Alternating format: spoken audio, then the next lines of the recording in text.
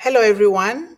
Good day, and welcome to the International Day for Street Children. This is one of those moments that I would just come on here impromptu to talk about things that concern children, women, and young people, particularly children. And I am really surprised that some of you are here. Thank you so much, Razehab and Sir Abdul. Thank you guys so much. And from time to time, I will be popping on here to talk about certain things that matter to children. And this is one of those occasions. And usually people don't pay attention to what happens to children in the world. And so today, the 12th, I know that it's already the 13th, maybe for some of you guys, but today is the 12th of April in the United States. And International Day for Street Children happens in the 12th of April every year. And this time around, I have chosen to come on here to talk about International Day for Street Children. This is very important. We cannot be helping children to help themselves without doing so holistically to focus on those things that really matter to children. And so, International Day for Street Children is what we're going to talk about here. And thank you guys so much. I see a lot of people are popping in. Great. Thank you. The Ben Dranath. Thank you guys so much for being here. I highly appreciate that. I didn't expect any of you guys to be here because this is not Wednesday or Friday, but this is some of the things that I'm going to be doing when important things that concern children, young people, and women come, especially these kind of international holidays. It's so important that we here in one global movement respect it. Even if nobody shows up, at least there is the YouTube that people can always go there to watch this. And so we're going to be talking today about the International Day for Street Children. Street children. Street children, we all see street children all over the world. We see them in our communities, we see them in our country, we see them in our neighborhood. These are children that live on the street because of one reason or the other. And sometimes it's not just children. We see parents and their children living on the street. The street becomes their home because they don't have a home to live in. They don't have a place to call home. And so they live on the streets. And a lot of time they are begging to eat. They're begging for money to buy food. They're begging for food. They're begging for clothing. They are begging for a lot of things. And these children, a lot of times they don't go to school. They are living on the street, let alone they're trying to survive on the street. They're trying to survive on arms from things that they beg from people. And therefore, they don't even think about education. And a lot of times, we walk past by, we drive past by, we see these children, and sometimes with the parents, they are begging, and we close our eyes, we turn our face the other way as though we don't see them. And they are there because they didn't choose to be there. They're there because of a lot of things that has happened in their lives. And we're going to be examining all of those things. Why are these children on the streets? Why are they there? Why? What made them to be there? And why are the parents or families on the street with these children? We have them everywhere in the world, even right here in the United States. We have them everywhere. And so we're going to be discussing that today. Think about as we go along, think about the children that are on the streets in your community, in your village or in your town, or think about them. What are you doing about them? And if you've not been doing anything about them, what are you going to do about those street children beginning today after listening to this conversation here?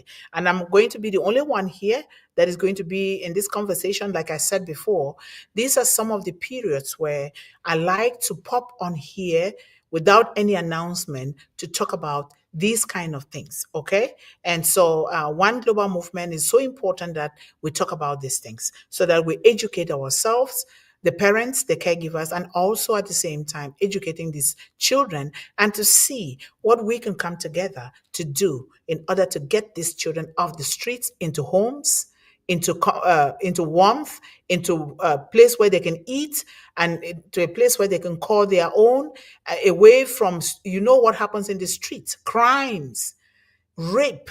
A lot of things happen that are not good for these street children. So it's so important that we discuss this here today. But thank you guys so much. It means you guys are on the watch. You guys are investing in children. You guys, by being here without any special announcement, it means you guys are doing a great job for these children in the world. So thank you guys so much. So we'll start with this very beautiful quote from One Global Movement. Street children are not broken. We all need to know that. Street children are not broken. They're not broken like we might think that they are broken. They are bold. They are bold. For a child to be able to live and survive on the street, it means that they are bold. Imagine if they would have provided a good home for them, they will do better. So street children are not broken. They are bold. They have love. They are bold with love, with learning and opportunity. They can rewrite their story from survival to significance. Let me say this again. Street children are not broken. No. They are bold with love, learning, and opportunity. They can rewrite their story from just merely surviving to significance. When we see them on the street, that is a cry that I can do better. They are letting you and I, all of us, know that I can do better. If I can survive on the street, it means when I'm presented with an opportunity, I can do better. That is a cry for you and I that are serving humanity. And we've been brought together by a wonderful CEO to do these things. And if you are living in a home and your children are living with you, they eat, they go to school, they dress appropriately for the weather, and they're doing a lot of things. What do you think about those children that don't have a home, those children that don't have a parent, or those children that are even living on the street with their parents? What do you think about them? So this is what we are talking about, and we all can do something. Yes, we can. We can do something, right? So what does International Day of Street Children means? What is it all about? The day is a call to action for you and I, and a celebration of resilience and its recognition. We are, it is a call, a wake up call for you and I. And we are celebrating resilient children, because to live on the street is not easy. They have to have that resilience before they can live on the street, because the street is not friendly. But because they can live in it, it means they have resilience, and they continue to build that resilience. And it is also a call for us to recognize that these things do exist in our community. Sometimes it's from our families and we don't pay attention. And so it is a wake up call for you and I, and for all of us here in One Global Movement, to really past the bickering, the fights, the calling of names, the barriers that block our mindset from looking at what these children are going through and try to help them. This is very important. So, the unique struggles of street connected children, those who live on or work in the streets or rely on street environments for survival. They rely on street environments. Here in the United States, some live in their cars. What if they didn't have a car? The rain will come, the snow will come, the sun will come, and all of these weather conditions will come, and it's going to affect them. So we want to begin to think about this. Think about street children in your community, in your village, or in your town, wherever you live. You see them. What do you see? What do you see in these children? What can you do to help them get off the streets to where they can not just thrive, they can not just survive, but they can thrive with the tools that we can help to give them, right? So sometimes ago we talk about shadow adoption. We can do shadow adoption. Shadow adoption doesn't mean that you have to bring them into your home.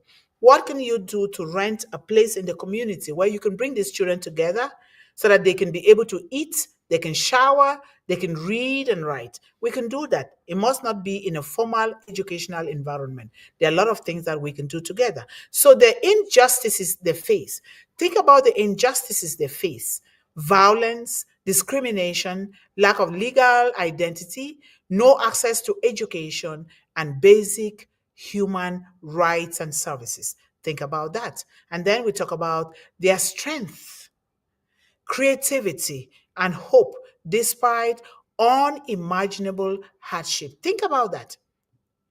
These kids are creative. How do they get to know that I can do this in order to get at least $1 to spend on buying food? How do they do that?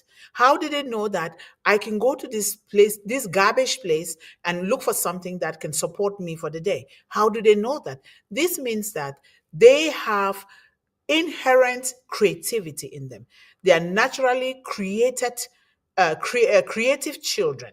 They are very creative. Think about that. These children, like you and I, were created in the spirit of Almighty God. And for some reason, one cause or the other, these children find themselves on the streets and they have to do whatever it takes, sometimes fighting, really physical fighting. Sometimes they have to endure rape. Sometimes they have to endure abuse of different kinds just to survive. So let us think about that and let us not label them because uh, they did not make themselves to be on the street. So this urges us, you and I, parents, caregivers, adults, governments, and communities to fulfill their obligations under the United Nations Convention on the Rights of the Child. Children have rights. These rights are not privilege. They are rights that they were born with.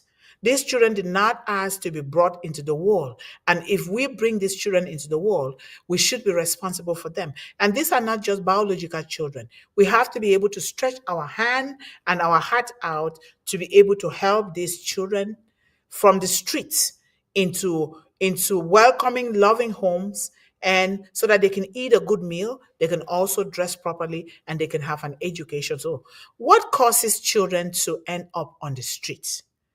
In your opinion, what causes the children in your family or in your community to end up on the streets, right? There are several reasons, several intertwined. These reasons are not just straightforward reasons, they are intertwined, mingled, that has caused these children to lead them to the streets instead of staying in homes. So these include poverty. Poverty is all over. When you see the flyers that I post online with regards to this, or maybe I have not posted everything yet, I'll post some again after this. Poverty, lack of resources to meet basic human needs at home, lack of resources. And remember, we know that we are created with plenty. We have plenty that we are created with. We have everything that we need to not just survive, but to thrive. But because of society, because of greed, because of power, because of a lot of other things, this has caused these children to be on the street, and now we treat these children as poor. When we have billions being stored in bank accounts all over the world, we have people wasting food. We have people that have more than five choices. They have clothing of different kind. They can choose and pick, but these children don't have that choice, and so poverty is what causes these children to be on the street. We talk about family breakdown. We talk about divorce. We talk about death, abuse, or neglect.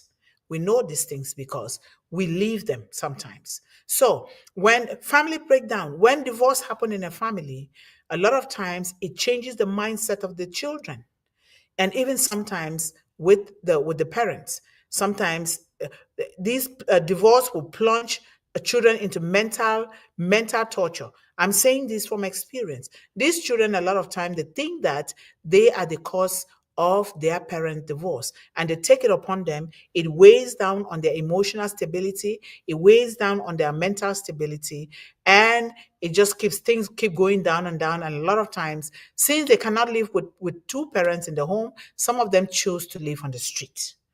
And so divorce is a very big factor. And then death. We are talking here, some of us, some of our children are lucky to have us as parents in their lives. But how many children are there on the street that their parents are dead? The parents, maybe because of sickness, maybe because of senseless wars, maybe just maybe because of one reason or the other, the parents they died, and now these children don't have a choice. Think about a child that is uh, like 3 years old, 4 years old, when the parents pass. Where else can they go when we cannot take them in or we cannot provide for them? They will end up on the street because they need to eat. When you're hungry, you want to look for something. And a lot of time, these children end up in garbage, in dumpster, picking food that is so dirty to eat. And when they do that, a lot of time they are sick. But thank God, when sometimes you wonder, how come these children that live on the streets are not sick? Because God knows why. And then we talk about abuse. Abuse. A lot of these children, the parents abuse these children. Caregivers, they abuse these children. And some of them, they face the worst kind of abuse. And then they end up on the streets. This is one of the reasons. Or neglect. A lot of us, we neglect our own children. We neglect even children in our family or in our community. We don't pay attention to them. Think about it. If our parents or the adults in our community didn't pay attention to us, where would we be today? I'm saying that because I grew up, I was born, loved, raised, and educated by an entire village. Imagine if this community did not pay attention to me, where I will be today will be on the street, just like the street children. Think about it for yourself. Think about that and begin to think of what you're going to do in order to get these children off the streets. We can do something. We can start by giving them a shower, bringing them in and giving them a good shower and giving them a good meal. We can start small, and when we start, guess what? God will increase it and show us ways that we can do better with these street children. That is very important. So, we talk about conflict and displacement. War is the order of the day in so many parts of the world. Natural disasters or migration. Wars is something that these children did not call for. We have wars. Countries are fighting to take things from other countries, fighting to enslave them, so that they can continuously be in perpetual poverty. And these children are those that suffer. When two elephant fights, my grandmother taught me, it is the grass that suffer. When two countries fight, who are those that suffer? The children. And now you find these children in or on the streets. And sometimes the mothers are there. You see mothers are running. Why do we have to keep fighting? Just to suppress and oppress other people and to take from where we did not invest and to take things that are not ours just because we want to hoard things, we want to hoard money. And these countries are not poor. They are poor because of senseless wars that will relegate these children into situations that is not of their own making. So, and then I will talk about natural disasters. Natural disasters sometimes is natural, sometimes is man-made disaster. Think about the lakes. Some of the lakes that are around the world where these lakes have been polluted and contaminated by people because good policies have not been put in place on how to keep these lakes and streams clean. What happens? And when these children drink this water, it hurts them. What if the parents don't have the resources to take these children to the hospital to treat them? What happens? They end up on the street. So a lot of things will happen. And you talk about migration. Why are they migrating?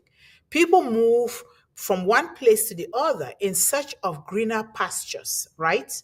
In search of greener pastures. That's why they migrate. And we have to create conditions that will be favorable for these children.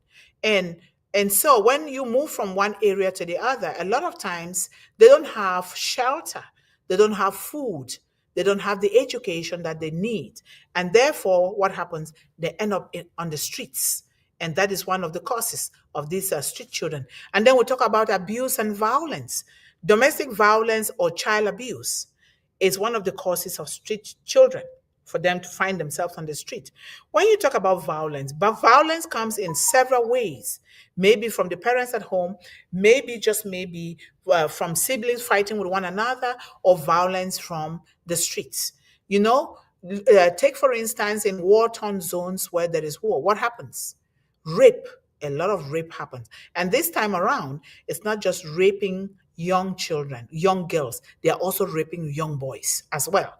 And so this is what happens: abuse and violence. A lot of time street gangs are formed because they are looking for ways to survive, for ways to eat, and therefore they form gangs to fight one another, because on the streets there are limited resources on the street, and now they fight to survive. And then domestic violence, when parents fight one another. We've seen situations where parents, the spouses, fight and they even kill one another. Sometimes they kill the children as well. This is domestic violence that relegate these children to no other place but to go on the street to look for survival. Child abuse. Some of us parents will abuse our children, abuse them physically, sexually, abuse them, neglect them without giving them food. We punish them and we think that that is a good thing. So it helps. These children will run away from abuse. And where do they end up? They end up on the streets. This is what we must do. You see a father talking to the wife anyhow, and sometimes they cannot take it anymore. What does the mother do? The mother will end up on the street with the children. Sometimes it's the opposite. The mother does the same. When we are doing this thing, it ends up hurting the children. You and I are adults. We will know what to do. But what about a child who does not know what to do? They end up on the street. I always recall the story and the picture of this little girl, 2 years old. They're living in on the streets. Refugee camps are still on the streets, where a lot of abuse takes place in the refugee camps. So this child is hungry. The mother cannot provide for this little young girl, 2 years old. What did the girl do? The girl started roaming the street, and went to a dumpster where they dump garbage and dump waste food there. And this child picks the food and be eating. Now the child is hungry. The child doesn't even know or doesn't even care if the food is good food or is healthy food. They just eat because they are hungry. Because when you're hungry, you can't do anything else. That's why we always say that a hungry child is an angry child. You yourself, a hungry man is an angry man. If we do not eat, we cannot function properly. And eating so, really nourishing our mind, our souls, and our entire body with the right kind of food. But when you meet a 2 year old who cannot do that, what happens? They find them on the street trying to look for things to eat. Some of them will start eating insects or eating things that are not okay, when we can do better with these children. So this picture, this little girl was eating from the dumpster in the streets, and this little girl sees a photographer coming, and automatically, by instinct, a 2 year old thinks that maybe this photographer is also hungry like me. What did this 2 year old do? She picks something from the dumpster where she was eating, and offer it to the photographer.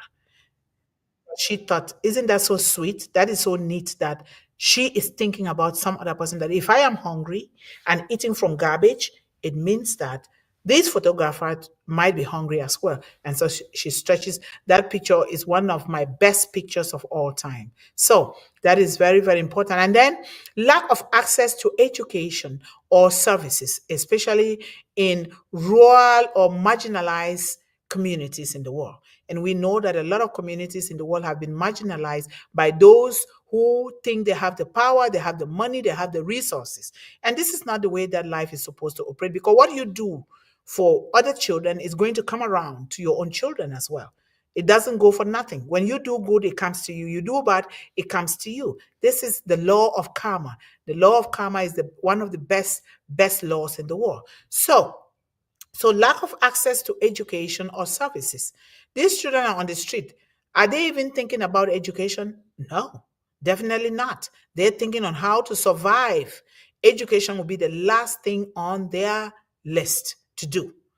So that will be the very last thing on their to-do list. And unless they are being fed, they are clothed right, they can live in a home, then can they start thinking about education and services. So, especially in rural areas, we see marginalized communities and countries in the world that have been taken advantage of.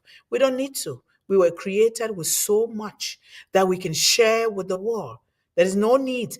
Some countries are poor not because they are poor per se. We know that they are poor because they've been put in that position of poverty by force, not because they want to do that. Some families are poor because they have been made to poor. They've been made to be poor. They've been put in those situations not because they don't have the resources. They are made to. They are controlled and be made to do certain things that are not in the favor of them and their families, and so therefore these children end up on the street and sometimes with their parents. I've been here. I've seen parents that are on the street with their children begging, and they sleep under bridges, they sleep in gutters, they sleep in a lot of places. Some of them they sleep in sleeping bags in winter. Just imagine that if this was your child, what are you going to do? So child labor or exploitation also force these children on the street. We see, like in some countries, like Democratic Republic of Congo, where they're fighting for mineral resources. Everybody is exploiting these children, exploiting this country for mineral resources. What happens?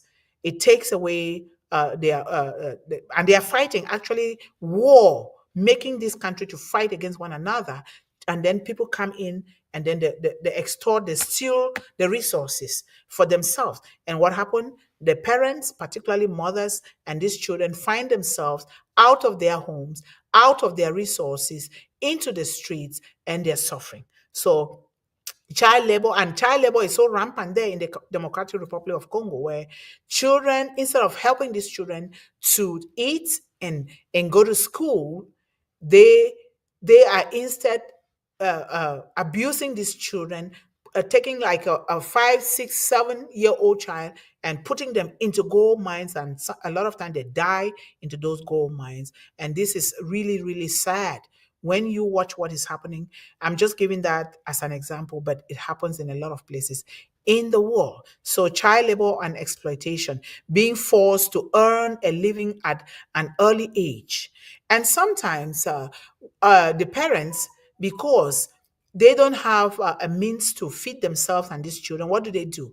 They force their female children into sex trafficking so that they can go and fend for money from these people that say they can help them, but they're exploiting their bodies, selling their bodies, and a lot of time they contact diseases, and a lot of times these children are destroyed. They are not able to be productive or to procreate. They are not able to have babies because their organs have been destroyed. It's really a sad story. And then we talk about mental health issues.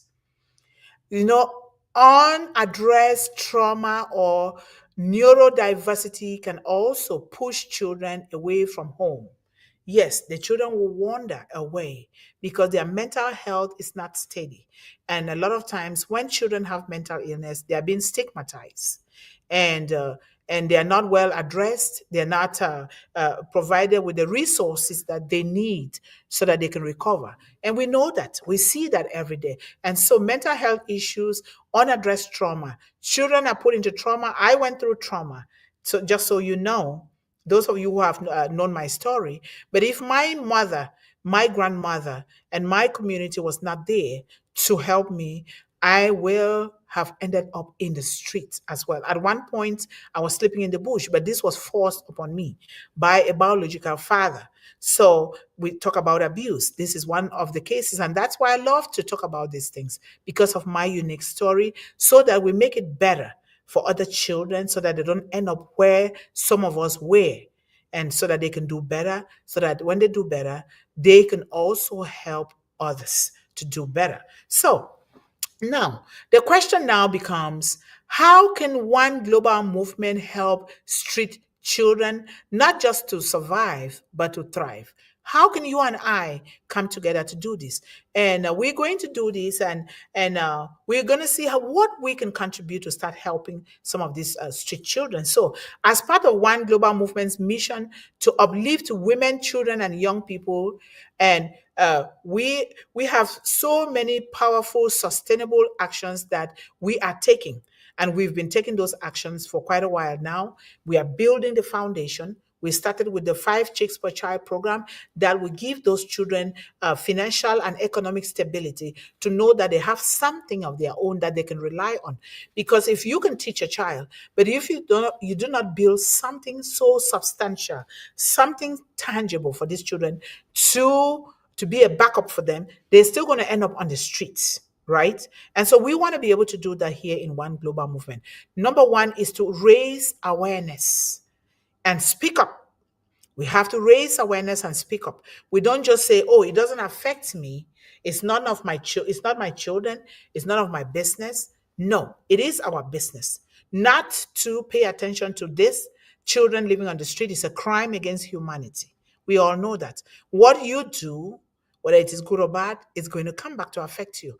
Let us not cover our eyes and turn the other way around and say, "Oh no, it's none of my business." We need to raise awareness of what these children are suffering. And we can raise that awareness too by coming here to this platform and talking about street children in your country. What is it that they are facing in your community? What can we do together to help these street children? So let us use our platforms. You have a platform. I have a platform. Together, we can use all our platforms to tell the stories of street children with dignity and truth. Living in the bush for me was living on the street as well, because I had to fend for myself from the bush, eating fruit from the bush, palm kernels, cracking them and eating, and then going to fetch for water. That is exactly the same thing. There's no difference in that. And so, street children, especially those that are living in the city, sometimes they are killed by careless drivers. And we watch these things happening without doing anything about it. So let us raise awareness. We use our platforms to tell the stories of street children with dignity, respect, humility, and truth, with the intention of helping, not just telling the story. So let us use our platform. Let us highlight their talents. We have to highlight the talents of these street children. They must have talent, otherwise they can't survive on the street, right? So they are resilient. Let us let us build on that resilience, and then bring out the potential in these children, not just their struggles. We're not talking about this thing just to highlight the struggle to attract sympathy or empathy. We are talking, we are throwing light on this to know that they have resilience, they have creativity, they are smart. Otherwise, they are not able to do these things to survive on the street. And let us celebrate their dreams on not just on April 12th, but we have to do that beyond today. Celebrate it every day. What do you see? What can you do? Can you bring a bowl of soup? Can you offer to help these children shower? Can you give them a change of clothing until when you can take them in? Or are you able to rent a home where you can help these street children? Are you able to do that? That is what we are talking about here. And so let us celebrate their dreams. Let us celebrate their resilience. Let us celebrate their aspiration. Let us celebrate their intelligence, because they use their minds to know that I can be able to survive the street, and they're surviving. But let us do so by helping them with tools that they can not just survive, but they can thrive. And then let us launch talent and empowerment programs. Talent and empowerment programs, organize creative workshops, sports, literacy, and tech skills that we can train these children. We can do that. You can either organize a workshop where you bring these children together, like what we are doing now in one of our One Global Movements program in Cameroon, 5 Chicks per Child, a program where these children will bring them together. They are not necessarily from street, but these are children that are struggling. And if we do not mediate, come in between these, they will end up on the street. And so we bring those children from the street and those that are living with parents that are struggling, and then we help them to build these skills in them to raise chickens, and to open mini bank accounts for them, and so that they can continue to build on those. And these children, they are happy. You should see them. Their eyes are popping out. They are happy, knowing that they are participant in something that is going to benefit them in terms of food, in terms of education, and in terms of building generational wealth, so that they don't just see them as poor kids, but they see them as kids that can build on their potential and also grow. So we can train them. You can do sports. Let them play football, like the original football, like Roger Mila in Cameroon, where I come from. Football is very prominent. We talk about organizing literacy workshop. You can go to the library to read. You don't just have to go to the library. You can use your living room for now. Bring your neighbors' children that are struggling, and you teach them. You introduce them to books. Let them love. They develop a love for books, for reading, by you reading to them. You can read in English. You can read in your dialect. You can read in whatever language that those children can understand. And this is the age of technology. We can get a one computer, which is what we are working on, to get computers and introduce them into communities where these children can come. They can come and learn skills, technical skills that will help them. But we have to start with food. Just so you know, you can't do anything with a child without that the child has eaten, and we nourish them well. They're not just eating any kind of junk. We want to nourish them well. And so we start from there, because when you nourish a child, you also teach that child how to nourish themselves. Then you have done something to that child. And then they can climb up the ladder to where they want to go, with the hope that they have their minds, their souls, and their physical bodies well nourished, so that they can be healthy to learn whatever we want to teach them, or whatever they are prepared to learn. So we have to spotlight street children in our Kids Got Talent. That's creating a talent show. Imagine Kids Got Talent. Let us spotlight street children in our Kids Got Talent campaigns, and not just a show, a campaign, carrying out a campaign. Let the world see their gifts, right? Create safe spaces. We can create safe spaces for these children. And if we are struggling, we need to look for help. Let us not continue to abuse these children, but create safe spaces for them. We partner with or local or global NGOs, like One Global Movement, for instance, to offer safe learning centers, meals, and emotional support for these children. And then another solution is that we can develop community homes or support networks that offer love and stability. Remember, when these wars are happening in the world, these greedy people know that they are causing stability. When you cause stability in an environment, the least that these children can do is to fight to survive, to eat. They're not even thinking about education. They're not thinking about acquiring skills. They just want to eat to survive. And so when we create this instability, then we must have pushed these children into this. So we can develop community homes and centers or support networks that offer love and stability to these children. Another solution is provide education and mentorship. We talk about that again and again. We cannot get enough of education, because whether you're feeding a child, whether you're sending the child to school, or whether you're helping that child to build generational wealth, education is in the center, it's paramount, because you cannot continue to help these children, but you can certainly help them with education that will give them the skills that they need to do their own things without depending, erasing that spirit of dependency in children. So provide education and mentorship. We distribute learning kits, like one of the programs here in One Global Movement is Smiles in a Bag.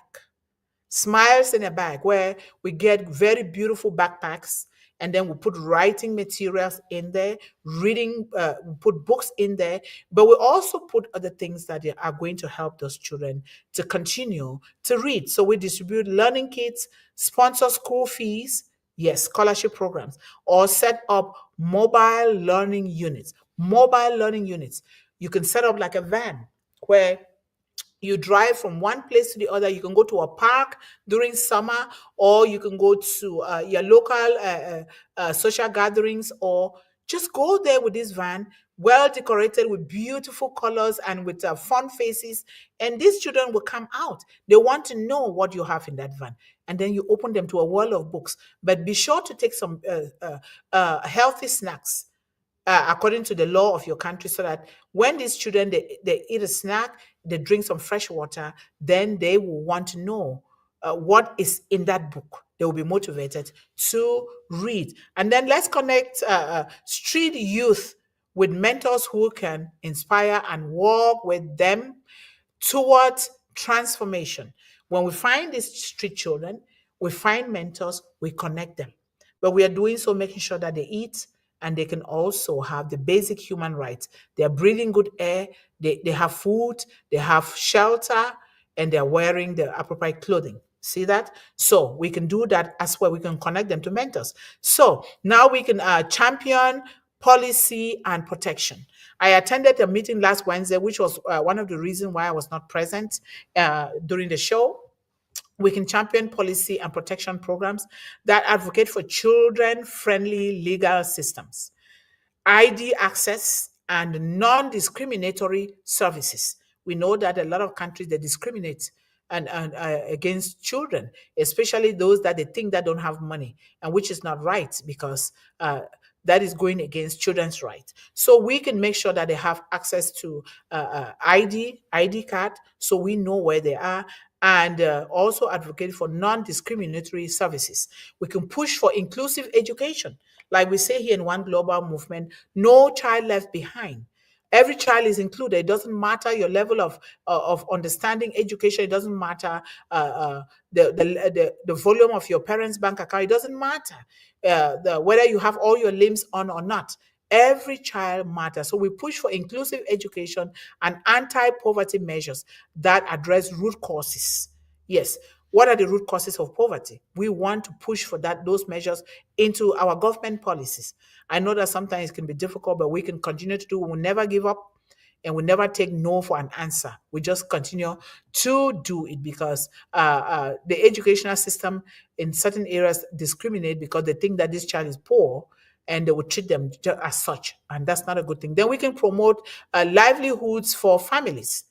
So we can train and support single mothers or fathers or guardians in small businesses, like we are doing with the Five Chicks per Child program and the Seeds program, and also two programs and cooperative to prevent children from returning to the streets. These programs will prevent them from returning to the streets. And then we can also encourage community gardens, co-ops, and microfinance, which is what One Global Movement is doing right now. I'm so happy that we are talking about this, uh, community gardening. We come together in a community and garden and exchange ideas, co-ops, and microfinancing. You give very little loans, microfinancing, little loans to farmers, and just charge them a little bit of interest.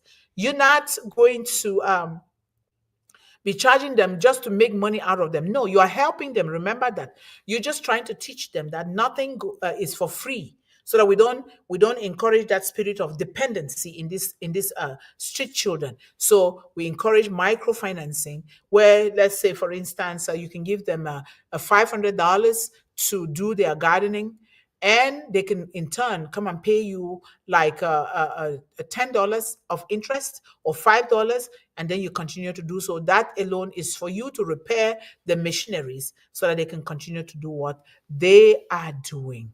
And then we have to celebrate their voices.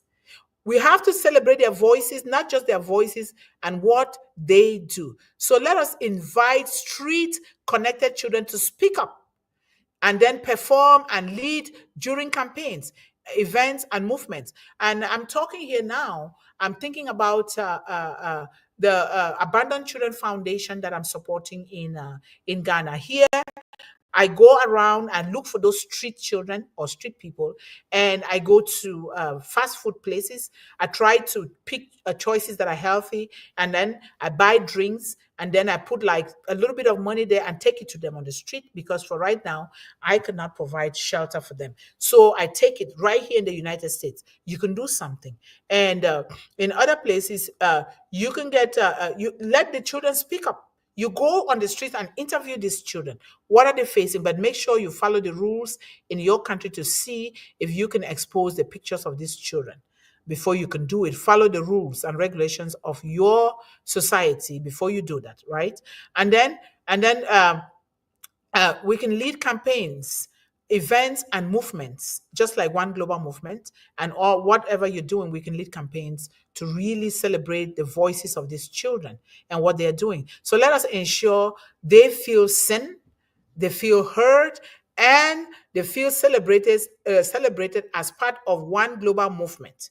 We're not just doing it. We want these children to actually feel that we hear them, we feel them, we see them.